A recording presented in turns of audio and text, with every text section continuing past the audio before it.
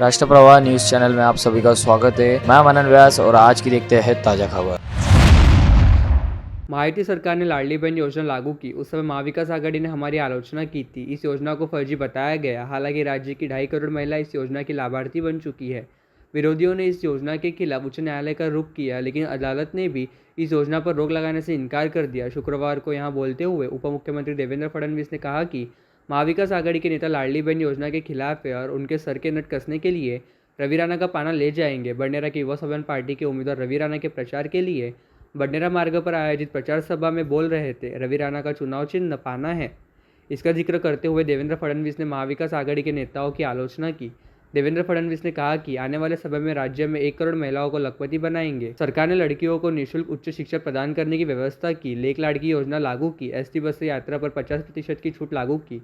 उन्होंने कहा, हमने ऐसी कई जनकल्याणकारी योजनाएं शुरू की है। हमने किसानों को पूर्ण ऋण माफी देने का निर्णय लिया है। यदि बाजार में कृषि उपज की कीमत गारंटीकृत मूल्य से कम हो जाती है तो हम अंतर की राशि किसान के खाते में जमा कर देंगे। इस अवसर पर मंच पर सांसद डॉक्टर अनिल बोंडे, महायुति के प्रत्यक्ष विधायक रवि राणा, गुजरात के मंत्री ऋषिकेश पटेल, शिवराय कुलकर्णी, दिनेश सूर्यवंशी, किरण पातुरकर सहित महायुति के घटक दल के नेता कार्यकर्ता बड़ी संख्या में उपस्थित थे। आज रवी भाऊंचा प्रचार करण्याकरता मी आपल्यामध्ये उपस्थित आहे। खरं म्हणजे रवी भाऊंचा प्रचार करण्याची आवश्यकता याकरता नाही की रवी भाऊ का काम ही बोलता है। त्यांचं कामच असं आहे की त्यांच्याकरता मत मागण्याची आवश्यकता पडत नाही। प्रत्येक जनतेच्या मनामध्ये ते आहेत आणि जे मनामध्ये असतात तेच मतामध्ये दिसतात। अशा प्रकारचे रवी भाऊ राणा आहेत। बरं, रवी भाऊचं मतदार जे चिन्ह आहे, बोध चिन्ह आहे, ते फार जोरदार आहे, पाना। आता कोणाकोणाचे नट कसतील रवी भाऊ, आम्हालाही काही लोकांचे नट कसायचे आहेत। गरज पडली तर तुमचा पाना घेऊन जाऊ आणि काही लोकांचे नट आम्ही देखील कसू। विशेषतः आम्हाला या महाविकास आघाडीवाल्यांच्या डोक्याचे नट कसायचे आहेत। बडनेरा निर्वाचन क्षेत्र में महाविकास आघाड़ी के शिवसेना उबाटा के प्रत्याशी सुनील खराटे के खिलाफ बगावत करने वाली प्रीति बन और उनके समर्थकों को शिवसेना उबाटा द्वारा पार्टी से निष्कासित कर दिया गया है। निष्कासन में प्रीति बन के अलावा जिला समन्वयक, पूर्व विधायक ज्ञानेश्वर धाने पाटिल व कृषि उत्पन्न बाजार समिति के संचालक नाना नागमोती, युवा सेना जिला प्रमुख उमेश शाहाने, बडनेरा के उप जिला प्रमुख प्रवीण अलसपुरे, अमरावती तहसील प्रमुख आशीष धर्माले व भातकुली तहसील प्रमुख मनोहर बुध का समावेश है। इस आशय का पत्र शिवसेना के मध्यवर्ती कार्यालय से जारी किया गया है। विधानसभा चुनाव के मद्देनजर आज विधायक रवि राणा ने भाजपा कार्यालय में आयोजित बैठक में शिरकत करते हुए स्थानीय भाजपाइयों की नाराजगी दूर करने की कोशिश की। राणा ने उपस्थित कार्यकर्ताओं को संबोधित करते हुए कहा कि 12-13 वर्षों से भाजपा के साथ पूरी निष्ठा से जुड़ा हुआ हूँ। यही वजह है कि मुझे पार्टी के प्रादेशिक व राष्ट्रीय नेताओं का आशीर्वाद व समर्थन प्राप्त है। अगर मुझे आपकी पार्टी के बड़े बड़े नेताओं ने अपना मान लिया है तो आप सभी ने मुझे अपना मानते हुए मेरे लिए काम करना चाहिए। विशेष उल्लेखनीय यह रहा कि विधायक रवि राणा ने भाजपा कार्यालय पहुंचने के बाद अपना संबोधन शुरू करते समय पूर्व शहराध्यक्ष जयंत देहनकर से मुखातिब होते हुए कहा कि जयंतराव, मैं कसम खाकर कहता हूं कि यहाँ पर जो भी कहूंगा पूरी तरह से सच कहूंगा। परंतु शपथ पूर्वक सच बोलने की बात विधायक रवि राणा द्वारा कहे जाते ही उपस्थित भाजपा पदाधिकारियों की हंसी का फवारा फूट पड़ा और सभी जोर जोर से हंसने लगे, मानो विधायक रवि राणा ने कोई चुटकुला सुनाया हो। इस हंसी को सुनकर विधायक रवि राणा भी एक पल के लिए सकपका गए, लेकिन उन्होंने तुरंत ही खुद को संभाल कर अपना संबोधन आगे बढ़ाया। इस बैठक में भाजपा के पूर्व शहराध्यक्ष किरण पातुरकर, प्रदेश पदाधिकारी प्राध्यापक दिनेश सूर्यवंशी, शिवराय कुलकर्णी, डॉक्टर नितिन धांडे, पूर्व महापौर किरण मल्ले सहित सैकड़ों कार्यकर्ता उपस्थित थे। गुजराती लोहाना समाज के आराध्य संत जलाराम बापा की 225वीं जयंती आज धूमधाम के साथ मनाई गई। सुबह 9 बजे स्थानीय गोरक्षण चौक पर भव्य शोभा यात्रा निकाली गई, जिसका समापन गोपाल नगर स्थित भक्तिधाम मंदिर में हुआ। तत्पश्चात भक्तिधाम मंदिर में महाआरती की गई। आरती पश्चात महाप्रसाद का आयोजन किया गया था, जिसमें हजारों भक्तों ने उपस्थित रहकर महाप्रसाद का लाभ लिया। समाज के अमरावती सकल गुजराती समाज के अध्यक्ष दिलीप पोपट तथा जलाराम सत्संग मंडल के किरण गढ़िया ने आयोजन की विस्तृत जानकारी राष्ट्रप्रवाह को दी। नमस्कार, जय जलाराम। मैं किरण गढ़िया, जय श्री जलाराम सत्संग मंडल अमरावती भक्तिधाम से बोल रहा हूं। जलाराम सत्संग मंडल की स्थापना 1952 में अमरावती में हुई और उसके बाद 1983 में ये भक्तिधाम मंदिर यहाँ पर निर्माण हुआ और तभी से, उसके पहले भी जलाराम जयंती मनाई जाती थी, पर 1983 में मंदिर बनने के पश्चात मंदिर में ही जलाराम जयंती प्रतिवर्ष मनाई जाती है। इस मंदिर के अंदर अन्न क्षेत्र भी चलाया जाता है। राम रोटी प्रतिदिन होती है दोपहर को। असहाय लोगों, दुर्बल लोगों के लिए, आर्थिक रूप से कमजोर है उन लोगों के लिए, जिनकी खाने की व्यवस्था नहीं है, उन लोगों के लिए प्रतिदिन यहाँ पर राम रोटी के नाम से उनको भोजन दिया जाता है। जय श्री जलाराम। आज जलाराम बापा की 225वीं जयंती है। तो 225वीं जयंती के उपलक्ष्य में यहाँ पे, जब से यहाँ पे मंदिर बना है, मंदिर बनने को तकरीबन 35 साल हुए हैं, उसके पहले से यहाँ पे जलाराम जयंती मनाई जाती है। यहाँ पे महाजनवाड़ी में जलाराम जयंती मनाई जाती थी, आज यहाँ पे भक्तिधाम में जलाराम जयंती मनाई जाती है। और हर जलाराम जयंती को यहाँ पे महाप्रसाद होता है, अन्नदान होता है। तकरीबन 5000 लोग यहाँ पे भोजन लेते हैं। तो हर साल के मुताबिक हमारे संत जी का कहना था, भोजन कराओ और भजन करो, और प्यासे को पानी और भूखे को भोजन। इस तरीके से हमारे संत जी जो थे, राम जी के भक्त थे। हम भी उसी परंपरा पे चलते हुए, उन्हीं का अनुकरण करते हुए भूखे को भोजन कराते हैं, प्यासे को पानी देते हैं।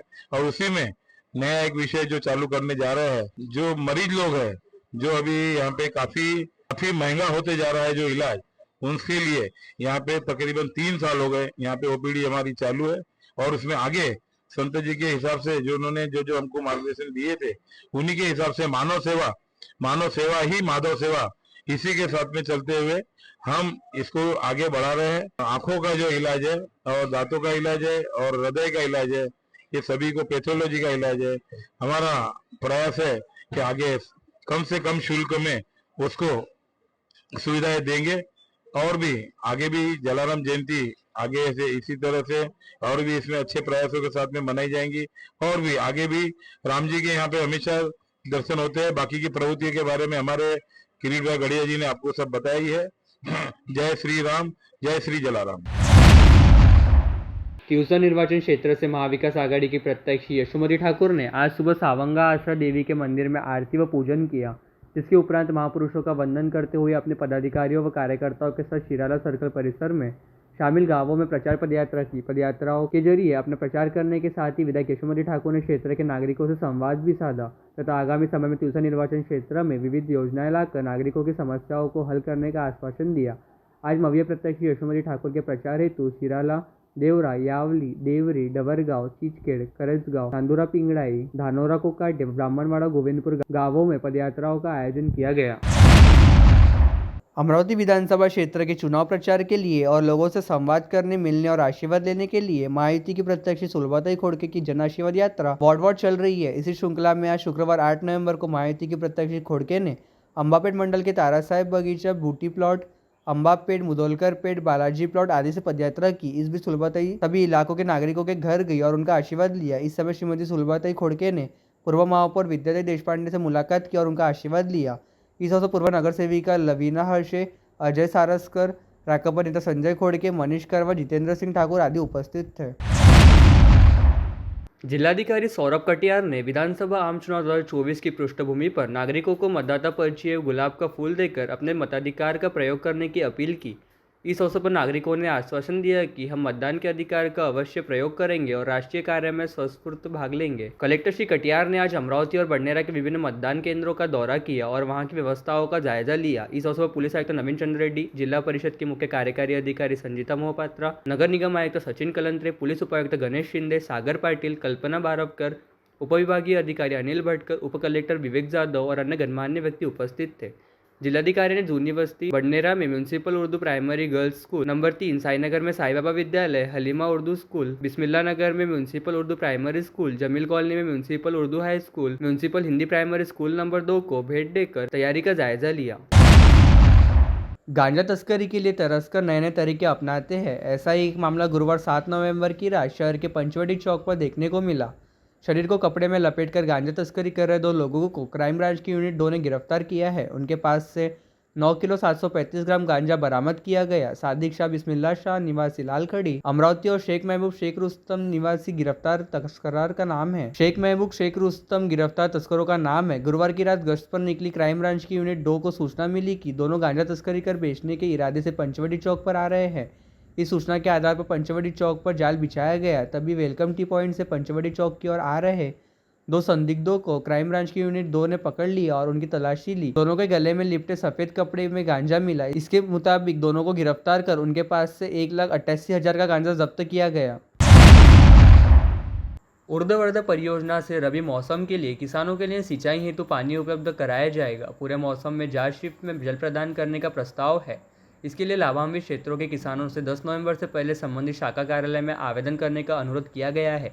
दाई मुख्य नहर के आरंभ से 14 किमी तक और बाई मुख्य नहर से 22 किमी तक लाभ क्षेत्र के अंतर्गत सभी वित्तीय इकाई रबी मौसम के लिए जलाशय पर अधिसूचित नहरों पर लाभार्थियों को पानी की आपूर्ति की जाएगी। नहर परिसंचरण कार्यक्रम के अनुसार सिंचाई टेल टू हेड पर की जानी चाहिए, जहां तक पानी वितरण प्रणाली से आसानी से गुजर सके। नवंबर से मार्च के बीच 5 बार पानी मिलेगा।